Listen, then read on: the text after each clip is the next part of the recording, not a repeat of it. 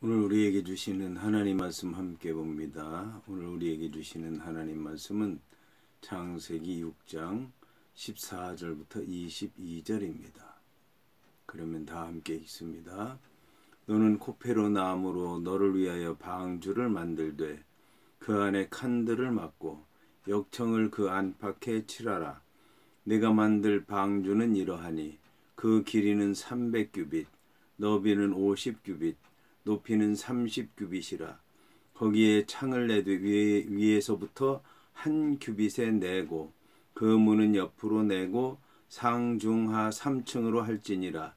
내가 홍수를 땅에 일으켜 무릇 생명의 기운이 있는 모든 육체를 천하에서 멸절하리니 땅에 있는 모든 것들이 다 죽으리라.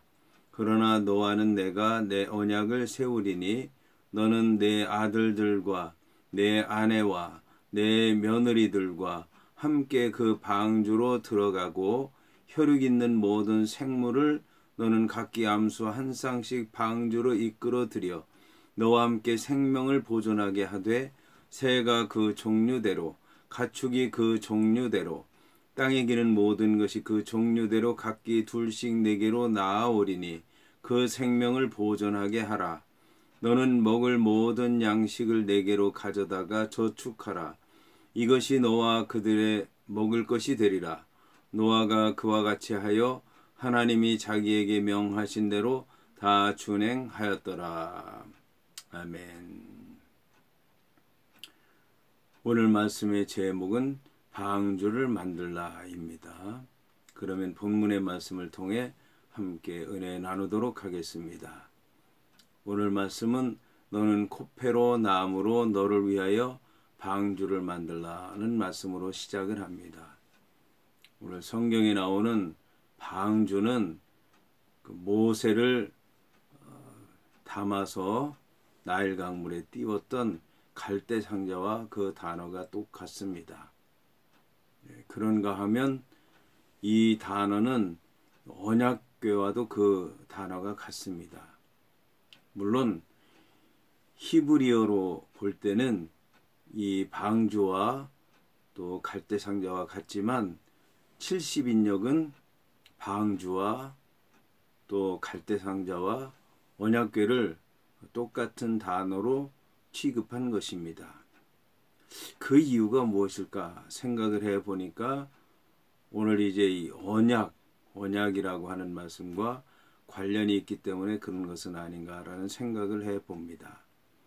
방주라고 하는 것은 언약의 말씀대로 노아가 지었고 언약의 말씀대로 들어가서 살게 됐고 언약의 말씀대로 거기에서 나와서 또 지면에서 그 후손들을 퍼뜨린 것을 볼 수가 있습니다. 그래서 이 방주는 그 제일 중요한 게 뭐냐면 언약이라고 하는 것입니다. 모세를 태웠던 갈대 상자도 역시 언약의 말씀과 관계가 있다고 할 수 있습니다. 모세의 어머니와 또 모세의 누이는 하나님께서 이스라엘 백성들을 구원하신다라는 이제 그 말씀에 의지해서 갈대 상자를 만들게 됐고 그 갈대 상자에 어린아이 모세를 넣게 됐고 그리고 여호와 하나님께서 살리실 줄로 믿고 죽을 수밖에 없는 악어가 들끓는 그 나일 강물에 갈대 상자를 띄운 것을 볼 수가 있습니다. 언약궤도 역시 언약의 말씀이 들어있기 때문에 그 안에 언약의 말씀이 들어있기 때문에 언약궤라고 말씀한 것입니다. 그리고 이제 그 재료를 볼 때 오늘 이제 방주는 코페르 나무로 만들었는데 갈대 상자는 갈대로 만들었고 언약궤는 조각목으로 만들었는데 코페르 나무라고 하는 나무가 어떤 나무인지는 잘 알려지지 않아서 모르는데 이제 갈대 상자나 또는 언약궤를 만든 그런 조각목을 볼 때 이 코페르 나무라고 하는 것도 재질이 가볍고 또 단단하고 그리고 방수가 잘 되는 그런 것으로 그런 나무가 아닌가라는 이제 그런 생각을 해 봅니다. 이 방주를 만드는데 재밌는 것은 그 안에 칸들을 막으라고 말씀한 것입니다. 칸들을 막으라고 하는 말씀은 이 둥지를 만들라는 그런 말씀입니다. 그러니까 일반 건축을 하듯이 그렇게 좌우 칸을 정확하게 만들어서 만드는 것이 아니고 새면 새, 또 코끼리면 코끼리, 또 그 외에 기어다니는 짐승 있으면 그런 짐승에 맞게 칸을 만들라고 하는 그런 말씀입니다. 칸이 둥지가 될 수 있도록 그런 이제 말씀인데, 그래서 이 1층 같은 경우는 아마 수십 개 또는 이제 때로는 수백 개의 그런 칸들이 막아지지 않았을까라는 생각이 듭니다.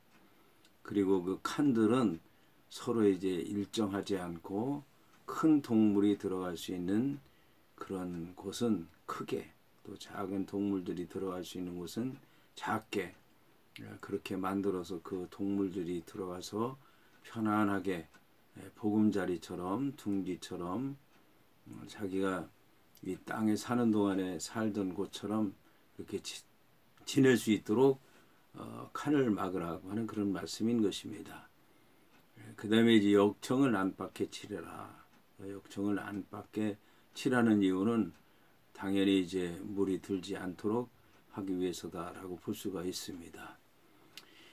그 다음에 이제 그 길이는 300규빗, 너비는 50규빗, 높이는 30규빗이라고 이제 말씀하고 있는데, 규빗이라고 하는 것은 팔꿈치로부터 가운데 손가락에 이르는 그 길이를 얘기합니다.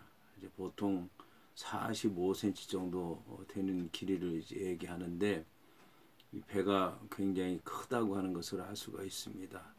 그래서 45cm 정도로만 계산을 해도 길이가 이제